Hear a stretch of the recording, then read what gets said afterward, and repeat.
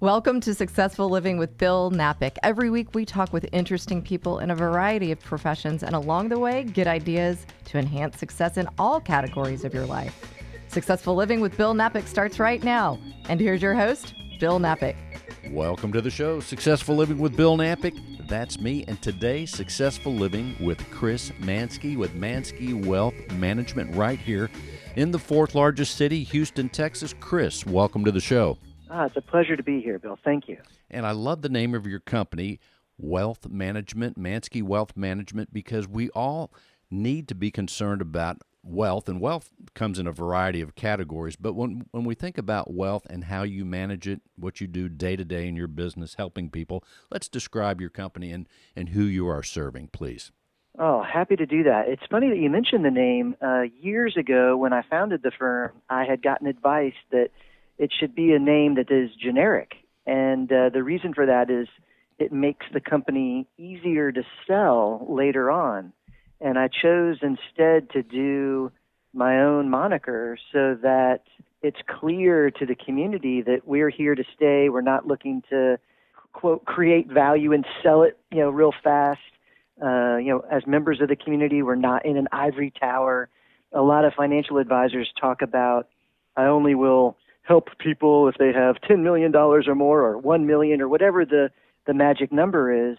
We're very much approachable. We take our standing in Houston, as you said, the fourth largest city, really seriously and appreciate the respect and trust that we've earned in the local community. And if someone has a question about their future finances and how to accomplish their financial goals, we'd like to think of ourselves as a resource. I also want to point to your website. That is manske.com, M-A-N-S-K-E, wealth.com, because one of the things that's unique, where we look at your bio, you have the professional, you have many accolades, many achievements.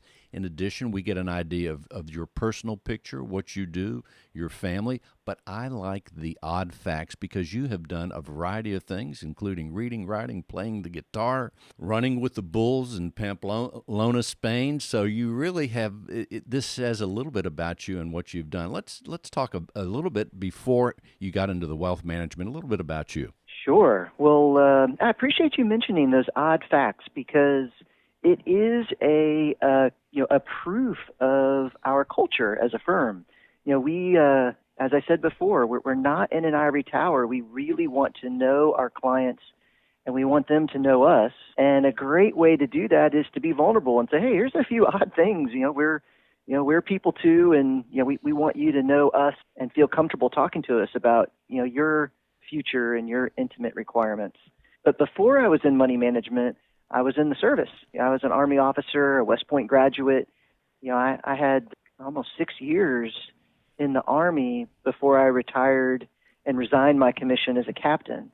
My boots were fairly muddy, and I was a little worried about the transition from being a leader in the military to being a leader in the civilian sector. As time went by, it was pretty clear that the values that were instilled in me from age 17 to 27, they really helped me a lot in, setting a base for me working as a financial advisor in Merrill Lynch, which is where I came up on Wall Street. Thank you for your service in the United States Army. That in itself, we could do 20 shows on the experience that people get in leadership, in learning how to follow, all those things. We could do 20 shows on that as it translates into the business world or whatever your profession is right there. That is super awesome. I want to mention one other thing on your odd facts, that you climbed and reached the peak of Mount Kilimanjaro in Africa. That's pretty awesome. What was it like on the top of the peak? It was cold. we could barely move. The air was so thin up there that, each step you'd take, it felt like you were walking normal, but you could barely get one foot in front of the other. We were just so cold and so unused to the atmosphere. I remember the pictures that we took right there. There's a little sign that says you're at the roof of Africa.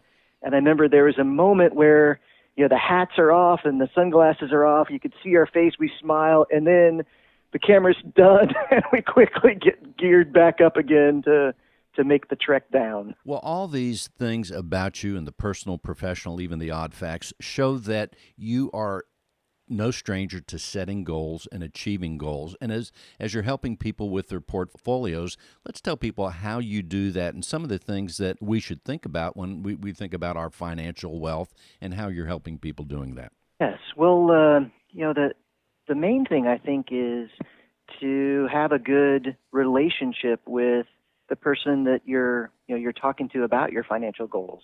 The ways to skin a cat are many, and there's a lot of different financial advisors and a lot of different methods of, looking at how to make money in the markets. What I think is the foundation for all of that is that when you get on the phone with that professional, or when you meet with them in their office and go over your finances, that there's a understanding. It doesn't have to be that you're best friends. In fact, I kind of hope that people avoid working with their relatives or their best friends from college. It's a little easier to hold that professional accountable when you start with the professional relationship, that as the months turn into years, you realize, I actually really like working with this person. I like this person. And it's clear that person likes you. It makes it a lot easier to deal with tough times like right now. This is crisis time. The market had a terrible moment in mid-March and beginning of April, and there's probably more to come. Well, those conversations are a lot easier, and the tough guidance that a professional advisor needs to give, it's a lot easier to hear that and act on it when you've got that kind of rapport. At what point should someone think about using someone like yourself as far as helping them with their wealth, with their financial wealth? A lot of advisors answer that question with a number. They say, if you've got $100,000, you should go to a financial advisor. If you've got $250,000, if you've got $1 million. But I don't think that a number is the right way to answer that question. I think that when you should hire a financial advisor, it's going to be because of one of 4 different reasons. One of the most common reasons is you just don't have the time to dedicate to managing the money yourself. If you recognize you don't have that time, well, then you need to delegate it to a professional. The second reason would be maybe you have the time, but you hate it. I don't want to do this. Okay, well, then that's a really good reason to delegate to a professional and get in touch with a financial advisor. The third reason is I've got the time and I like doing it, but I need to honestly assess my capabilities, and I'm just not a numbers-oriented, math-comfortable person. This is just beyond me. It's just, I like it. I'm not against it. I've got the time, but I'm just really uncomfortable. I don't think I'm the right person to do it. Okay, then that would be a reason to hire a financial advisor. The fourth reason is a little bit interesting. We've encountered it a few times, and that's where you've got the time, you've got the desire, you've got the ability, but you are married to someone who does not. And you want to be involved in selecting the professional that will be helping your partner if something happens to you. And so in that case, you're bringing your partner with you to all the meetings. They get to know the financial advisor, and this is part of your just bulletproofing your financial life so that if something happens to you, your partner is just 100% secure, comfortable, and taken care of. Those are really, to me, the only reasons for hiring a financial advisor. And a great way to remember them is just think of the reasons you'd hire a lawn person. It's the same reasons.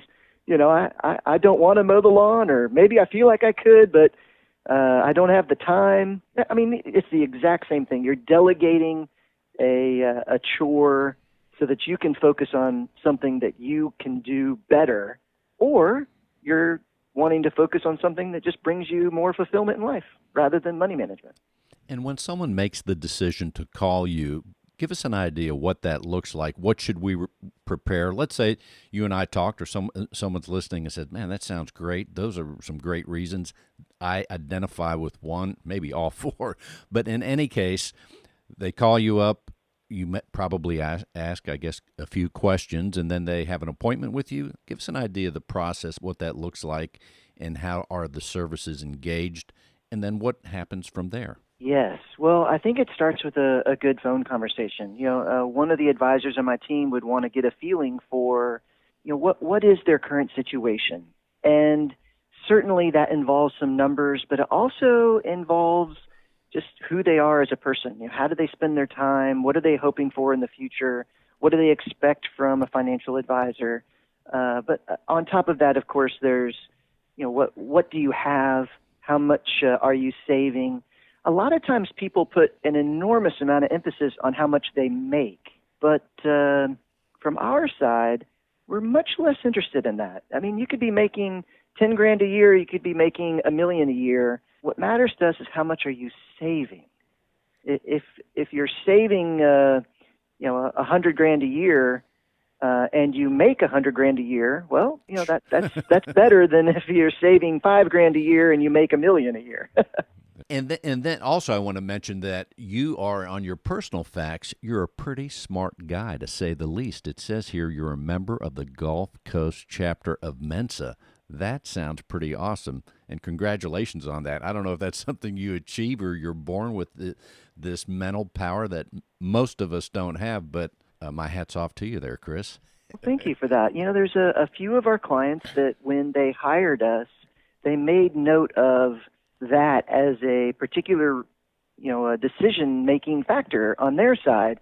And on my side, I've gone to a few of these chapter meetings surrounded by what is supposedly geniuses. The Mensa says that they test you, and if you pass the test, you're in the top 2% of intelligence on the planet.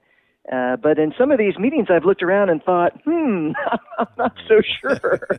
So I'm not, I'm not sure that that's a good reason to hire a financial advisor. But it is a group that I'm a member of, and I appreciate the interaction with some of the folks. In fact, the book that I've got coming out later this year, I mentioned one of a fellow Mensan and some of his thoughts on artificial intelligence, and I quote him pretty liberally, actually.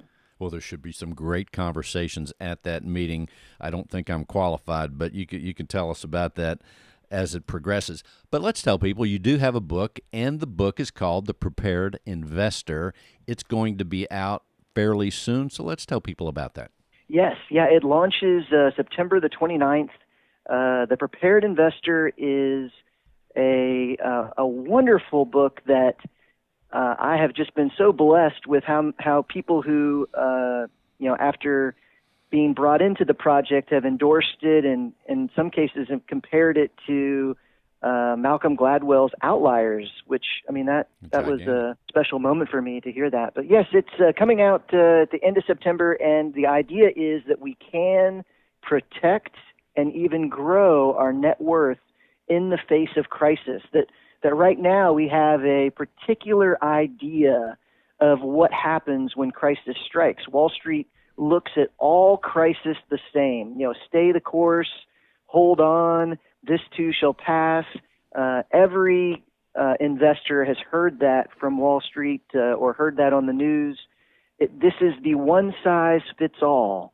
And just like, in Outliers, Gladwell says there's a bit more to success.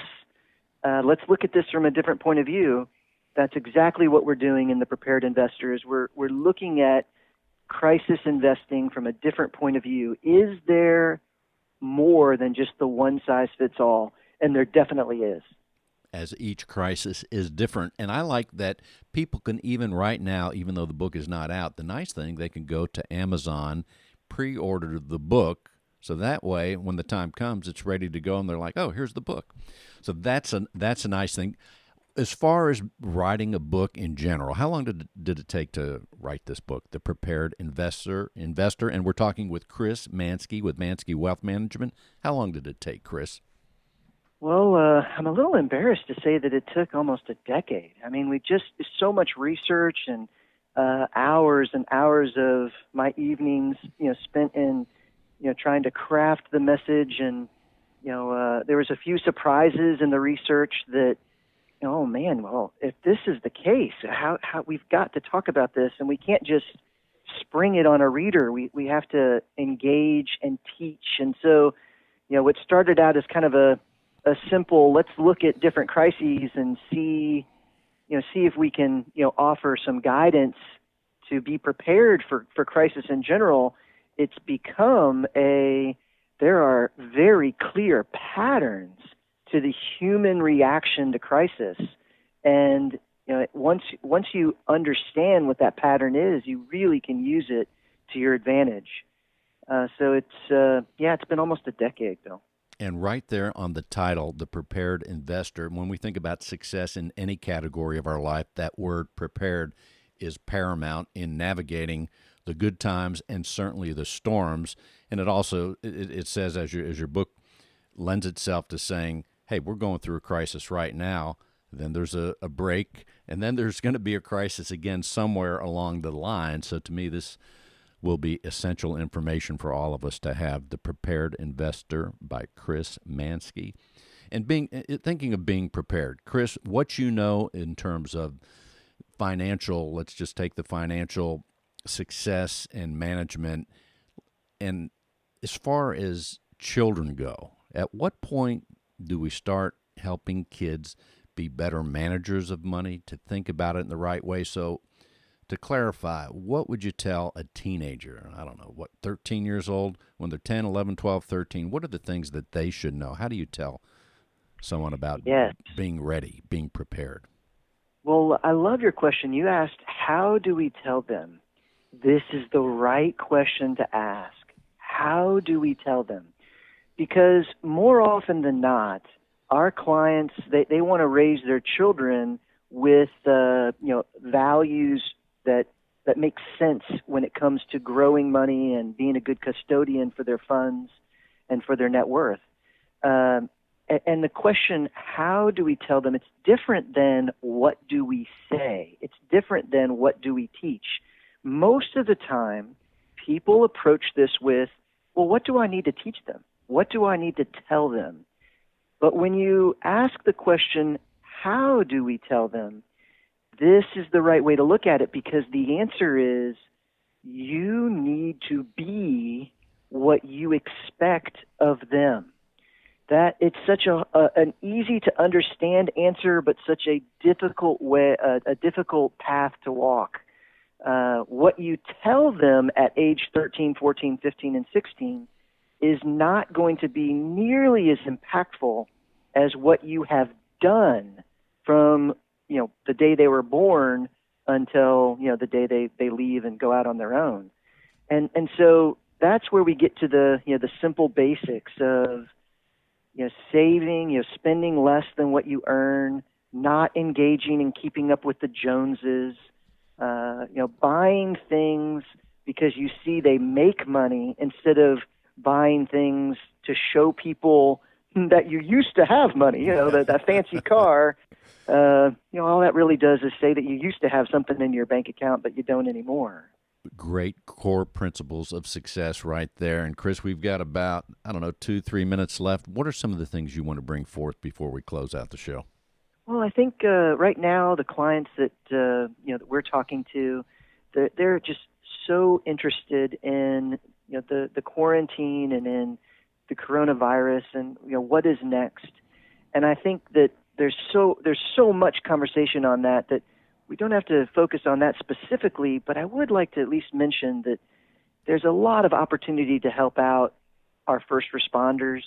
In this community, there's an entire medical logistics that it's powered by people, and whether they're driving ambulances or doing triage or actually running the departments filled with doctors and nurses, these people are very important to us right now. And you might ask yourself, hey, if I'm one of the few that is pretty much less affected, what can I do to be helpful to them? There's a lot of things that can be done. There's a little bit extra time now with quarantine. Why not give it a thought? That's right. And when we think about the extra time we have, that is a great time to continue being prepared for things, prepared for life, all the categories, the financial part, all the other things. So there are always blessings in challenges, and there's always opportunities there. We're talking with Chris Manske, Manske Wealth Management. You can go to manskewealth.com. And Chris, we got about another 2 minutes or so. Give us an idea of a core principle, whether you're here at your company, Manske Wealth Management, and you have super associates, by the way. I've been on the website. But when we look at what you do today in your profession, your military background, what you're doing right now, what are some of the core principles that still serve you today, maybe one or two that you might mention quickly that you do on a regular basis that are like, hey, these are surefire. I've done this 10 years ago. I'm doing it right now, helping people every day. Oh, I'm happy to share that. It's so simple. It's probably a little silly, but getting up early, it makes such a difference. When your day starts before others, you have a clarity, you have a little space where you can really focus, and sometimes that focus leads to creativity. Sometimes it leads to catching up on something that needed to really get done soon. Sometimes it just means that you've got the ability to get ahead. But starting the day early, gosh, I just cannot overstate how powerful that is. It really is. That is something I practice, and I hear about it all the time. Chris, let's tell people how they can reach out to you should they want to use your services. I know they do. Well, thank you. Yeah, as you've mentioned, manskewealth.com is a great place to start. You also could call our office at 713-581-1994, or just Google my name, Chris Manske. I'll come right up. 713-581-1994. And I might add, go to Amazon and click the Buy Now, The Prepared Investor, coming out in September by Chris Manske. Chris, thank you for being on the show. There's so much to talk about. We just scratched the surface. You have been listening to Successful Living with Bill Knapik, and today with Chris Manske. Go to his website, manskewealth.com. You will be amazed. And until next week, just go to Radio Bill for more information and for past shows. Thank you for listening. And once again, thank you, Chris. Thank you, sir. Are you single? Would you like your very own Cupid on the job for you to help you find someone special in this age of addiction to online dating? Meet Robin French, your very own Cupid. She is the Senior Vice President and a relationship expert for Selective Search. She is a matchmaking specialist. She has been matchmaking for over 16 years, and she is a recognized leader in her profession. Have your very own Cupid using discreet, proven executive search principles. Call Robin at 713-655-0524. That's Robin French at 713-655-0524, or email her at robin@selectivesearch.com. Robin French, your very own Cupid. Are you ready? Are you having trouble getting the Wi-Fi to work in your home? You know, if the home is over 4,000 square feet, it's going to be really tough to get the box from the service provider to do the job for you. Let me tell you about Jacqueline and Donnie from Media Systems. They have a team of high-tech professionals that know how to solve this. They also work on all kinds of home automation systems like Crestron, Lutron, and Control4. Look, if you don't mow your own yard or work on your own car, why are you wasting time with this stuff? Call Jacqueline and Donnie, your home technology advisors, and have their team take care of this for you. Media Systems has been in business for 40 years in Houston, and they're ready to help. Check them out at mediasystems.com, mediasystems.com, or call 713-426-0900, 713-426-0900, mediasystems.com. Hey everybody, Bill here with the Successful Living Radio Show. Thanks for listening. If you would like to be a part of the show, either on a regular basis or once in a while, if you have an interest in talking on the radio, using the radio platform, either to be a guest, a regular guest, or even to have a promo run periodically, just let me know. Go to radiobill.net. That's radiobill.net. You'll find out all the information there, and let me know. Send me an email, radiobill.net.